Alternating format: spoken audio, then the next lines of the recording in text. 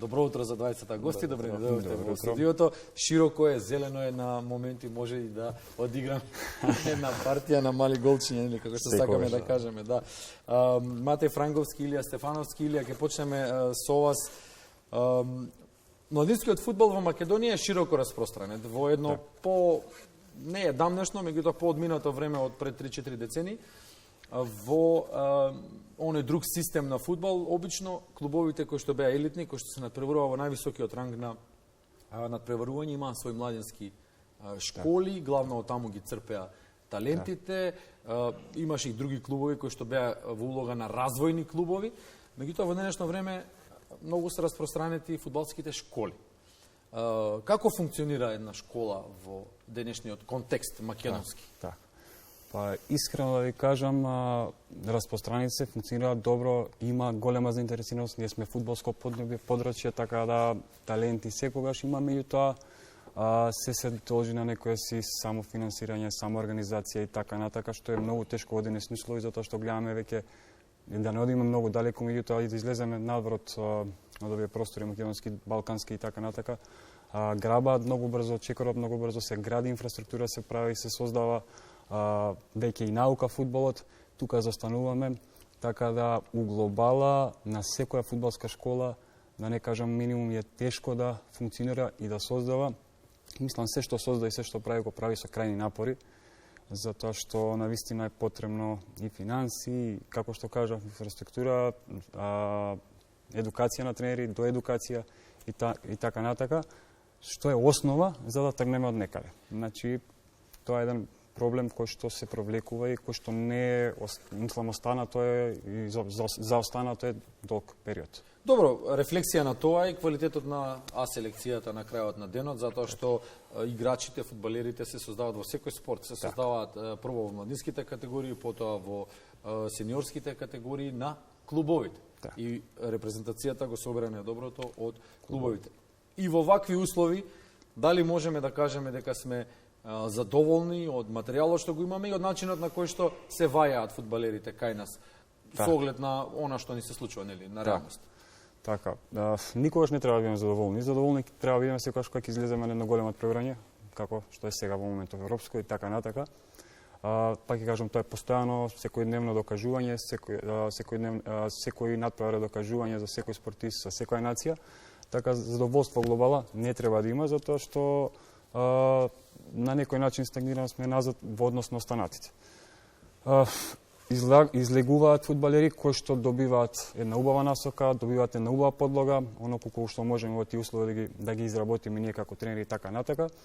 Пак ќе кажам, талентот е огромен кај дечињата, меѓутоа треба една добра поставеност во однос на тој процес нивен, каде што ќе се преземаат тие млади играчи, ќе им се дава многу поголема шанса во првата македонска фудбалска лига, во сениорските надпревари, каде што ќе можат да се докажуваат и ќе можат да напредуваат и да стегнат реално искуство, затоа што навистина само преку надпревари, квалитетни надпревари, тие можат да дојдат до добро високо ниво. Во училница се учи на терен, така ли имате? Матеј Франковски, 2006 годиште, средношколец, оваа година заврши трета, наредната си четврта.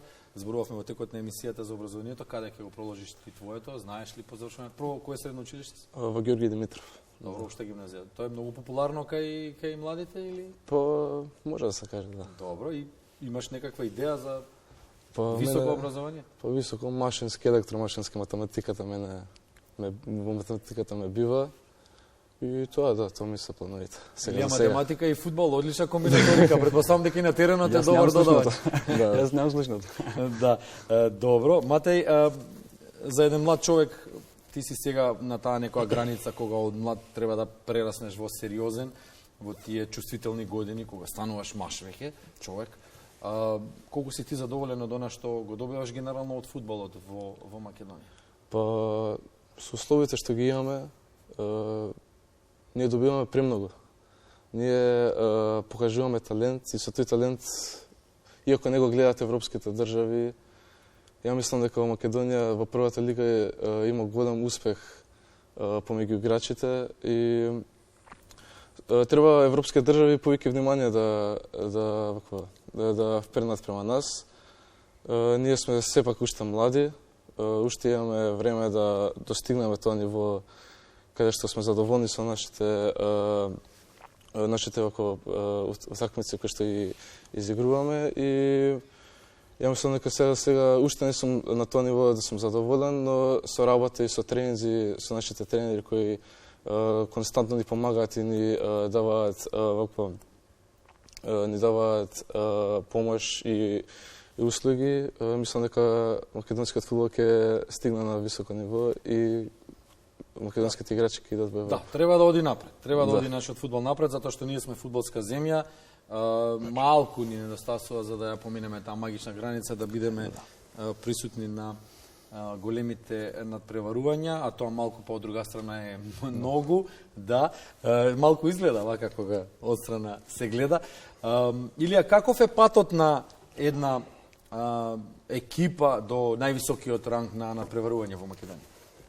Искрено, значи, почнувајќи ние, да кажам, она подлога, оние, да кажеме, темели кои што студираат уште во најмладите категории од 6-7 годинки, вие имате процес во фудбалот каде што треба едно детенце од 6-7 години да го изчувате, изгледате, така да кажам, метафорички до некои си негови 16-17 години или некој фудбал каде што ќе почне да игра 11-11, каде што можете да видите како ќе напредува и дали ќе постигне добри резултати и така натака.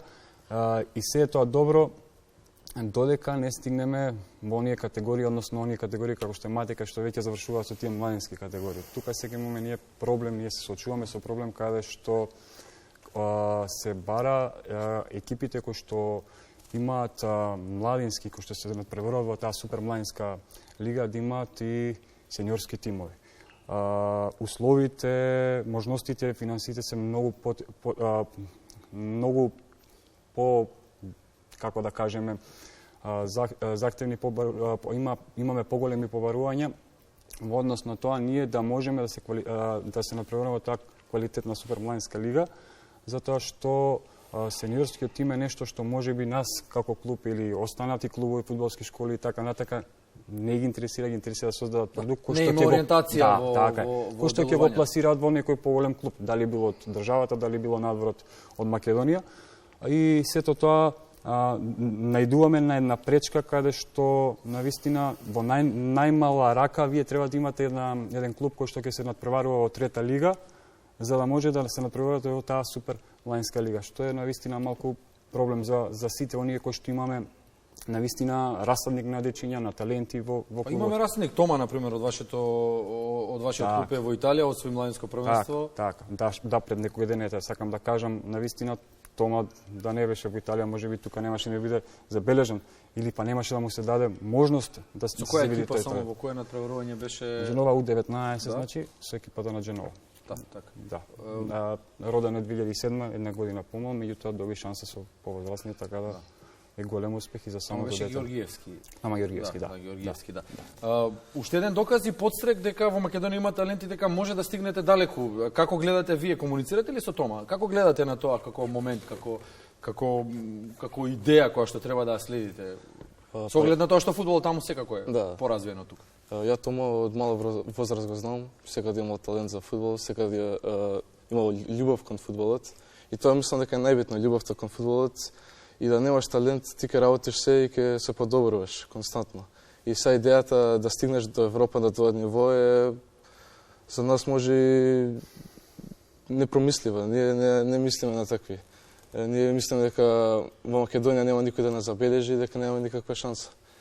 Но еве Тома покажа дека со љубовта и со константно тренирање може да се стигне до тоа ниво и така да. А сега си дел од екипата која што се пласира во третолигашкиот ранг на надпреварување. Така, беше ли тешко во процесот да се стигне до тука? Па тешко беше, да. Првата утакмица вие изгубивме, тоа беше го поценивме противникот, но втората утакмица се усериозивме. Свативме дека и дури во четвртата лига на македонскиот фудбал има тешки екипи и добри играчи кои што може да направат проблем. Но на крај на денот ние покажавме страст и љубов кон фудбалот и со тоа успеавме да го освоиме фудбалскиот надпревар. Илија, како помина баражот, со која екипа се натпреварите? Така, па баражот за влез во третата лига го изигравме со екипа на Студенчиња, една одлично организирана екипа, со искусни играчи, со добри играчи. Сакам да кажам дека се игра навистина фудбал и во третата лига. Тоа е еден добар поттик, мотив за овие млади играчи. Успеавме да дојдеме. Драго ми е што излегува дечиња кои што со нас како мати и останати постојано биле со нас. Успеа клубот со дечиња кои што потекнуваат од самата фудбалска школа да дојдеме до тоа ниво да можеме да одиграме тој квалитетен бараж надправ, каде што бевме успешни од противникот на Студеничани, така да сега на наша среќа ние имаме право да се надпреваруваме таа супер младинска лига, на ниво на квалитетен фудбал младински. Имаме право да играме во трета лига, каде што ќе има многу искуство за овие млади играчи, затоа што, пак ќе кажам, младинскиот и сениорскиот фудбал се разликува, така да мислам дека она е тоа што треба да го имаат они во овој момент, како што кажав ти претходно, многу повеќе сериозни надпревари и многу повеќе желба за докажување и мотив да идат скала погоре. Посериозни надпревари од Европското првенство, барем на нашето континентално ниво нема. Го следите на македонската телевизија, ексклузивно го има на нашата програма. Да, Матеј, до сега како ти се допаѓаат надпреварите од она што го виде на континенталната собра во Германија? Па до сега добри се. Ми се свигаат, има многу голови, има многу напаѓање. Словачка? Словачка со Белгија. Со Белгија. Тоа беше чудо. Тоа беше чудо, да. Некој друго изненадување, можеби и Хрватска, поразот од Шпанија. Па да, исто и Романија, исто што ги победи Украина, тоа исто ми беше изненадување. И да, така нека. Мечот Илија меѓу Англија и Србија, очекувавме отворен надпревар, очекувавме многу голем, меѓутоа еден гол го реши надпреварот. Сепак покажува Европското првенство дека не е баш така како што мислиме ние, дека е тоа однапред поставена равенка на која што го знаеме решението. Така, видите, доаѓаат до израз индивидуалните квалитети на големите играчи, тоа е факт. Значи, ние го гледаме колективен спорт, меѓутоа навистина дел од секунда се случува да се реши надпреварот. Мечот Србија и Англија и очекувано е да, мислам, барем фудбалската јавност очекува поголема доминација на англичаните со оглед на тоа дека навистина имат, меѓутоа долгите сезони заморот на играчите можеби си го прави своето или па веројатно не се отвараат до крај, па се чуваат за нешто подоцна. Мислам дека одиграно колку што треба. Србија како Србија, според мене го имаше оној момент ние што го имаме селекција да примеме го па да почнеме да играме нешто што треба да се надмине, меѓутоа се работат за квалитетни играчи, така да навистина има шанси за понатака. А Франција против Австрија, Германија против Шкотска, убедлива победа на домакините, французите така малку тешко. Па тешки се овие надпревари на почеток, сепак очекувањата, очите на јавноста се вперени кон големите репрезентации, тие се топ 5 репрезентации кои што постојано се под притисок. Меѓутоа секој тежок старт наеме Италија претходното европско како тргна тешко, па стигна до финали во Роси, така да италијански рецепт така да може и така може се каже. Така да почетокот е секојаш тежок, меѓутоа како ќе се отвара првенството, мислам дека квалитетот ќе дојде до израз. Да, и публиката има свое шоу на Европското првенство во Германија, го гледаме тоа низ нашите емисии. Добро, ајде на крајот фаворити, Мате? Па според мене е Германија. Како дома? Добро, според првиот резултат, според првото полу, добро или? Јас типувам на Шпанија со оглед дека се многу млади, желни за докажување, интересни играчи кои што од она што видов на почеток, навистина сметам дека ќе стигнат до финале. Така јас лично очекувам од Грузија да стигне далеку, не знам зошто, меѓутоа со она питбул стратегија која што имаат, гризат, грците го почувствуваат тоа најдобро. Во баражот гризат за секоја топка, имаат индивидуални квалитети. Еве Италија нека ми биде фаворит, постојано ми Италија фаворит, така што да, Хрватска едно од Ајде да се сретнеме во финале. Балканските репрезентации тука ни се омилени, Словенија исто. Нема тоа. Истиот принцип на животни постулати. Благодариме што утро бевте со нас.